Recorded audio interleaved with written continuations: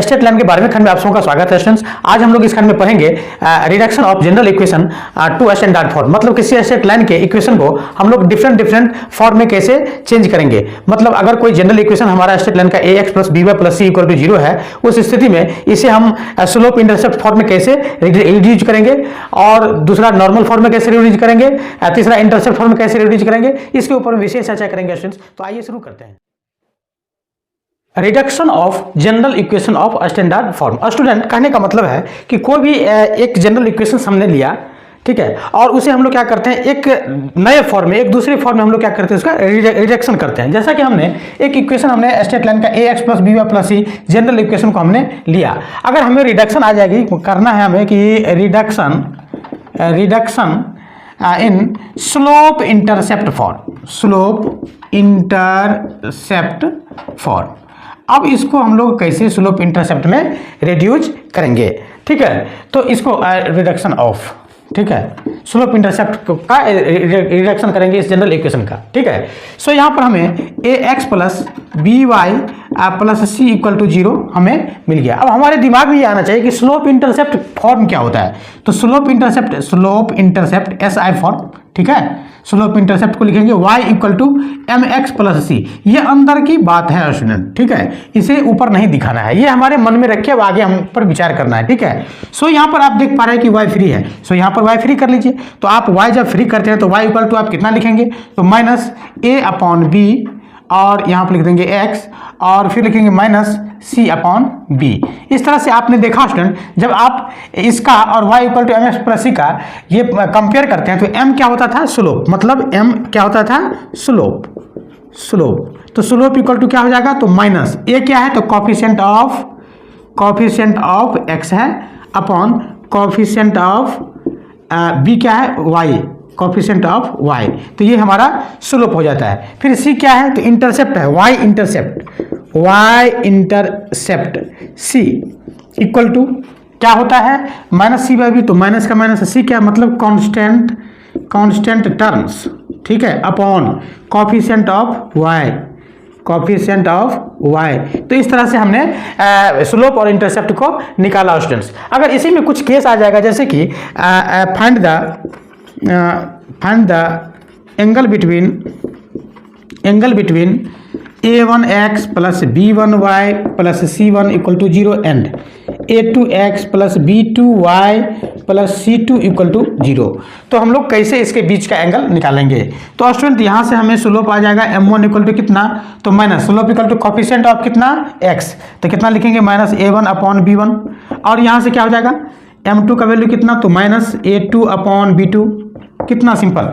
अब इस तरह से आप यहाँ पर टेन थीटा लिखेंगे, tan theta equal to under mod पढ़े थे m1 minus m2, that means इसको लिखेंगे आप a1 b1 minus a2 b2 minus minus कितना आ जाएगा, प्लस, यहाँ माइनस अपॉन 1 प्लस, अब देखिए दोनों तो माइनस ही है, सो इसको लिखेंगे a1 a2 upon b1 b2। अब आप इसको जब सोल्व करेंगे तो आपका आ जाएगा, चलिए ये आ जाएगा आपको a2 b1 minus a1 b2 upon a1 a2 plus b1 b2। ये आपका थीटा का, ये सॉरी टेन थीटा का वैल्यू आ गया। सो थीटा का value student, so theta equal to tan inverse under mod क्या आ जाएगा, a2 b1 minus a1 b2 upon a1 a2 plus b1 b2। ये इस तरह से हमारा वैल्यू आ गया। अब इसी में केस आ जाएगा स्टूडेंट कि इफ ये दोनों लाइन जो है, ठीक है, पैरेलल होगा, बोथ लाइन्स आर पैरेलल। अब देखिए, तो पैरेलल में क्या होता है, थीटा का वैल्यू कितना डिग्री, 0 डिग्री या 180 डिग्री। सो यहाँ पर 0 या 180 अगर आप सेट करते हैं, सो टेन 0 इक्वल टू कितना, 0। सो इस फॉर्म को 0 होने के लिए ये ऊपर वाला जो पार्ट है वो 0 हो जाना चाहिए। मतलब इसके लिए हमारा केस बनेगा a2 b1 minus a1 b2 equal to कितना, 0। सो आप इसको कंडीशन के फॉर्म में a1 अपॉन चलिए b1 equal to a2 upon b2 कर सकते हैं। देखिए a1 b2, हाँ चलिए चलेगा। तो ये आपका पैरेलल का कंडीशन है। अगर यही कंडीशन परपेंडिकुलर में चेंज हो जाएगी, if both lines are perpendicular to each other, तो इस स्थिति में ये परपेंडिकुलर 1090 पर क्या हो जाएगा, अनडिफाइंड। अब इसको अनडिफाइंड होने के लिए नीचे वाले पार्ट को कितना हो जाना चाहिए, 0 हो जाना चाहिए। सो इसको हम लिखेंगे, सो A1 A2 plus B1 B2 equal to 0 हो जाना चाहिए। ये परपेंडिकुलर का कंडीशन है स्टूडेंट्स। इसके अलावे हम लोग फिर दूसरे टर्म के फॉर्म में भी आप इसको ये कर सकते हैं। दैट मीन्स जैसे, तो student reduction of intercept form में इसका रिडक्शन हम लोग कैसे करेंगे, मतलब इंटरसेप्ट फॉर्म में इसको कैसे चेंज करेंगे। That means AX plus BY plus C equal to 0 हमने लिया। सो आप यहाँ पर इंटरसेप्ट के फॉर्म को हम लोग थोड़ा सा दिमाग में रखेंगे। ये अंदर की बात मैं कर रहा हूँ, X upon A plus Y upon B equal to 1। हाँ, इसको दिखाना नहीं है, इसको मन में ही रखना है। सो अब आप इसको क्या लिख सकते हैं, तो AX plus BY equal to minus C। अब आप माइनस C से जब डिवाइड करेंगे तो AX upon minus C plus BY upon minus C equal to 1। अब आप इसको X upon minus C upon A plus Y upon minus C upon B equal to 1। अब आप कह सकते हैं कि X एक्सिस का जो इंटरसेप्ट होगा, इंटरसेप्ट ऑन X एक्सिस इस लाइन के द्वारा वो कितना हो जाएगा, तो माइनस C अपॉन A। मतलब माइनस C बोले तो minus constant term, constant upon coefficient of x। ठीक है, इसी तरह से इंटरसेप्ट ऑन y एक्सिस क्या हो जाएगा, तो माइनस C अपॉन B, मतलब minus constant upon coefficient of y। कहने का मतलब यह है कि x एक्सिस पर कितना का intercept, constant upon coefficient x का। ठीक है, x में x का कोफिशिएंट, y में y का कोफिशिएंट, कांस्टेंट अपॉन और केवल माइनस दोनों में हमें लगा करके इस तरह से हम लोगों को याद रख लेना है। अब हम लोग तीसरा फॉर्म पढ़ते हैं स्टूडेंट कि अगर रिडक्शन टू ये इंटरसेप्ट तो हो गया, अब नॉर्मल फॉर्म की हम लोग बात करते हैं। नॉर्मल फॉर्म में हम लोग कैसे चेंज करेंगे, या नॉर्मल फॉर्म या परपेंडिकुलर फॉर्म। सो हम लोग इसको थोड़ा सा याद रखेंगे। नॉर्मल फॉर्म को x cos alpha plus y sine alpha equal to p, ऐसा हम लोग याद रखेंगे। तो आइए स्टूडेंट इसको लिखेंगे AX plus BY equal to plus C equal to 0। ऐसा हमारा इक्वेशन है स्टूडेंट। इसको आप लिख सकते हैं AX plus BY equal to minus C कह सकते हैं। अब आप इसको कह सकते हैं A upon under root A square plus B square plus B upon under root A square plus B square, यहाँ x यहाँ पर y is equal to minus C upon under root A square plus B square. अब student जैसा कि आप समझते हैं कि ये हमेशा क्या होता है, पॉजिटिव होता है। ये हमेशा पॉजिटिव होता है। अगर C पॉजिटिव है तो ये नहीं चलेगा, इधर नेगेटिव से मल्टीप्लाई हो जाएगा। अगर C नेगेटिव है तो चलेगा। ठीक है, C अगर यहाँ नेगेटिव है, नेगेटिव वैल्यू में C का वैल्यू है तो ये चलेगा। सो यहाँ पर जब आप इसको x cos alpha, that means if A upon under root x square plus y square equal to आप cos अल्फा सपोज करते हैं, तो देखिए डायरेक्टली आपका तो b under root x square plus y square equal to आपका already sine alpha आ जाता है स्टूडेंट्स। दोनों को आप स्क्वायर करके कीजिए तो cos square plus sine square equal to 1 आ जाता है। मतलब ये फॉर्म हमारा सही है। अब यहाँ पर पॉजिटिव नेगेटिव का झंझट है कि जब C नेगेटिव होगा तो ये चलेगा, ये तो सही है। ठीक है, बट अगर C पॉजिटिव है तो ये माइनस इधर आ जाएगा। ठीक है, तो इस तरह से इसको हम रिडक्शन करेंगे, किसमें, नॉर्मल फॉर्म में। अब इसमें बहुत इंपॉर्टेंट चीज है स्टूडेंट्स कि ये जो ये प्लस माइनस जो यहाँ से मूव करती है वो एंगल को दर्शाती है। बट यहाँ पर नॉर्मल फॉर्म में सबसे बड़ी बात यह है कि अल्फा का जो वैल्यू होता है वो होता है 0 डिग्री और 360 डिग्री के बीच में। सो आप माइनस भी रहेगा तो बहुत मजा आएगा, बहुत अच्छी बात है और बहुत आसानी से निकल जाता है स्टूडेंट्स। आइए उस पर कुछ एग्जाम्पल्स को देखते हैं।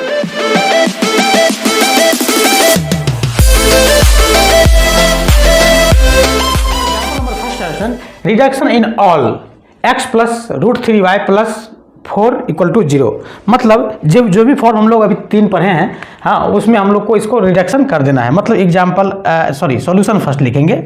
Solution first x plus root 3y equal to 4 plus 4 equal to 0। ठीक है, तो सबसे पहले हम लोग करते हैं स्लोप इंटरसेप्ट फॉर्म में। हाँ, ये कैसा होता है, तो y equal to mx plus c। So root 3y equal to लिखेंगे माइनस x माइनस 4, और इस तरह से y इक्वल टू क्या होगा, minus 1 upon root 3x plus minus 4 upon root 3। तो इस तरह से हमारा m का वैल्यू है, c का वैल्यू है, और इस तरह से हमारा आंसर आ गया। सेकेंड है स्टूडेंट कि ये इसको हम करते हैं अब नॉर्मल अभी नहीं करेंगे, इसको इंटरसेप्ट फॉर्म में, इंटरसेप्ट फॉर्म में कैसे करेंगे? तो लिखेंगे x plus √3y equal to -4। अब -4 से डिवाइड कर दीजिए, x upon -4 plus y upon -4 upon √3, ठीक है, और इक्वल टू 1। अब x एक्सिस में कितना पर कट कर दें इंटरसेप्ट? -4 पर, y पर, -4 अपॉन √3 पर, ये हमारा आंसर आ गया। थर्ड है नॉर्मल फॉर्म, मतलब x plus √3y equal to -4, सही है। अब देखिए इधर माइनस नहीं चलेगा, सो हम क्या करेंगे, या इधर हम माइनस कर लेंगे, ठीक है। अब देखिए इसमें हम डिवाइड कर देते हैं कितना से, यहाँ कुछ नहीं तो 1 का स्क्वायर और √3 का स्क्वायर को दोनों को ऐड कर देंगे, हाँ, मतलब a² प्लस b² का अंडर रूट, मतलब 1 प्लस 3 4 का अंडर रूट कितना 2, हाँ 2 से इसमें क्या करते हैं हम डिवाइड कर देते हैं, तो लिखते हैं कि -half x minus √3/2y equal to 2, सही है। अब देखिए स्टूडेंट x cos अल्फा, इसका मतलब कि cos अल्फा का वैल्यू आ रहा है हमारा -हाफ, सो अल्फा का वैल्यू हमारा दो तरह से आएगा, एक आ जाएगा कितना 120 डिग्री, और दूसरा कितना आ जाएगा, ये हो गया किसके क्वाड्रेंट में, सेकंड क्वाड्रेंट में। अब हमारा थर्ड क्वाड्रेंट में भी आएगा 180 प्लस थीटा, 180 प्लस 60, मतलब सॉरी 180 प्लस ये कितना है हाफ है, तो इसको लिखेंगे ये 60 डिग्री, ठीक है। तो 180 प्लस थीटा मतलब 180 प्लस 60 240 डिग्री आ गया, ठीक है। 180 प्लस 60 सही थे। और फिर हम यहाँ पर साइन अल्फा इक्वल टू, देखिए साइन अल्फा का वैल्यू नेगेटिव √3/2 मतलब -√3/2, तो अल्फा का वैल्यू इससे हमारा क्या आ रहा है, तो देखिए साइन नेगेटिव कहाँ कहाँ होता है, तो थर्ड और फोर्थ क्वाड्रेंट में। थर्ड में कितना आ जाएगा 240 डिग्री, हाँ, और फोर्थ में कितना आ जाएगा, फोर्थ में आ जाएगा हमारा -60 मतलब 300 डिग्री, ठीक है, 300 डिग्री तक ये जाएगा। इस स्थिति में आप इसको लिख सकते हैं 240 डिग्री कॉमन है, सो अल्फा का वैल्यू 240, और इसको आप लिख सकते हैं x cos 240 plus y sin 240 equal to 2, और ये स्टूडेंट हमारा नॉर्मल फॉर्म में आ गया स्टूडेंट। अब आइए एग्जाम्पल नंबर 2 है, कहना कि एक ट्रायंगल है, एक ट्रायंगल में वो ट्रायंगल कैसा है, आइसोसेल्स है, मतलब कि जी ये समद्विबाहु त्रिभुज है, उसकी दो भुजाएं और दो कोण क्या होंगे, आपस में बराबर होंगे। तो सबसे पहले इसको हम फिगर बना लेते हैं, इसका हम फिगर इस तरह से बना लेते हैं, ठीक है, इस तरह से हमने बना लिया। अब इसके दो साइड्स दिए हुए हैं जो इक्वल है, मतलब एक साइड है कितना 7x, ये वाला साइड, ये इसको A कर लीजिए, सपोज इसको B कर लीजिए और इसको C कर लीजिए। तो AB का आपको दिया हुआ है 7x minus y plus 3 equal to 0, और BC का x plus y minus 3 equal to 0, sorry AC का, मतलब ये दोनों साइड्स क्या है, इक्वल है, ठीक है। ये तीसरा साइड है जिसका इक्वेशन हमें निकलना है, थर्ड साइड पासेज थ्रू 1 - 2, चलिए 1 - 2 यहाँ भी हम सेट कर लेते हैं, 1 - 2 से ये थर्ड साइड पास कर रही है, हाँ, determine the equation of third side. अब देखिए इसका स्लोप कितना हो जाएगा, m इक्वल टू, बोलिए, तो y equal to mx plus c, तो y इक्वल टू कितना आ जाएगा 7x प्लस 3, इसलिए m का वैल्यू कितना 7, सही है। और इससे y इक्वल टू, इसका स्लोप कितना हो जाएगा, y equal to -x plus 3, so m equal to यहाँ से आ जाएगा -1, इसको आप m1 कर लीजिए, इसको m2 कर लीजिए, और m इसका स्लोप आप सपोज कर लीजिए, ठीक है। देखिए कितना इजी हो गया क्वेश्चन, और इसमें कुछ नहीं कह रहा है स्टूडेंट, ठीक है। तो अब BC का इक्वेशन हमें निकालना है, तो सबसे पहले m का वैल्यू हमें निकालना है। तो आइए हम यहाँ से शुरू करते हैं। BC का स्लोप हमने क्या सपोज कर लिया, m।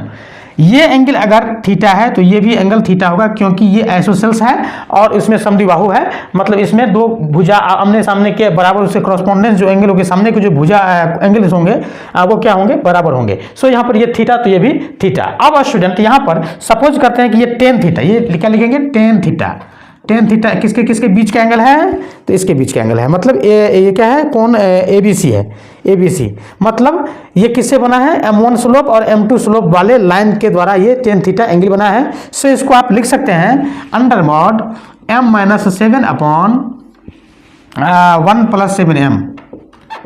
+ 7m, ऐसा आप लिख सकते हैं, ठीक है। और इसी तरह से ये भी टेन थीटा है जो इसके स्लोप से बना हुआ है, सो इसको आप लिख सकते हैं अंडर मॉड m+1, चूंकि m1 - m2, तो m - -1, तो क्या हो जाएगा +1 अपॉन 1 माइनस एम, ठीक है। इस तरह से आप लिख सकते हैं। अब ये दोनों का, अब इससे आपका m का वैल्यू आसानी से निकल जाएगा। चाहे तो आप मोड को प्लस माइनस कर सकते हैं, 2-4 तरह के वैल्यू आएंगे, ठीक है। बट हम लोग क्या करते हैं, पॉजिटिव को लेकर के निकल जाते हैं। सो स्टूडेंट यहाँ पर 2 तरह का वैल्यू आएगा, देख सकते हैं आप। यहाँ पर m से मल्टीप्लाई कीजिए तो कितना हो जाएगा, m minus M square minus 7 plus 7m is equal to कितना आ जाएगा। अब इसे मल्टीप्लाई कीजिए 1 से, तो 1 से करेंगे तो 1 प्लस 7m, और m से तो plus m plus 7m square, सही है। 7m से 7m कैंसिल, m से m भी कैंसिल। अब चलिए ये कितना आ जाएगा, m स्क्वायर को इधर भेजिए तो कितना हो जाएगा 8m स्क्वायर, माइनस 7 को भी इधर भेजिए तो प्लस कितना आ जाएगा 718, सही है, इक्वल टू कितना आ गया 0। ये हमारा एक कंडीशन आ गया। इस कंडीशन से देख रहे हैं कि m का वैल्यू फाइंड आउट हो ही नहीं रहा है, ठीक है। तो हम लोग करेंगे क्या स्टूडेंट्स, तो हम लोग फिर यहाँ पर नेगेटिव कंडीशन लेंगे। चूंकि मॉड है तो इसको आप लेंगे, तो इसको आप लिख सकते हैं, जब आप नेगेटिव लेंगे यहाँ पर मॉड को हटाइए तो प्लस माइनस आएगा। सो यहाँ पर लिखेंगे हम फिर इसी तरह से मल्टीप्लाई करके टेकिंग निगेटिव, ये पॉजिटिव, ये था पॉजिटिव वाला, ठीक है। अब टेकिंग निगेटिव वाला, अब ये निगेटिव वाला ले लीजिए, मॉड को आप यहाँ से आप हटा सकते हैं, सही है। अब देखिए जब आप नेगेटिव लेंगे तो क्या होगा, तो ये आ जाएगा m minus M square minus 7 plus 7m, ठीक है, इज इक्वल टू, अब एक जगह माइनस से मल्टीप्लाई कर दीजिए, -1 minus 7m minus m minus 7m square, इतना आपका आ जाएगा। अब आप इसको सोल्व कर लीजिए, कितना आ जाएगा 8m square minus 6m square, sorry 6m square, सही है। अब देखिए -8 इधर क्या है +8, मतलब कितना आ जाएगा 16 प्लस 16m, और यह है -1 इधर आएगा तो क्या होगा -6 इक्वल टू 0। यहाँ देख सकते हैं -7 है, वो +1 आ जाएगा। तो सबको हमने क्या किया, इस वाले पार्ट को इधर ले आया। अब आप 2 को कॉमन भी ले सकते हैं, दैट मीन्स यहाँ पर आप कह सकते हैं 3m square plus 8m minus 3 equal to 0, ठीक है। अब आप इसको 9-1 कर सकते हैं, ठीक है। इसको आप कह सकते हैं 3m स्क्वायर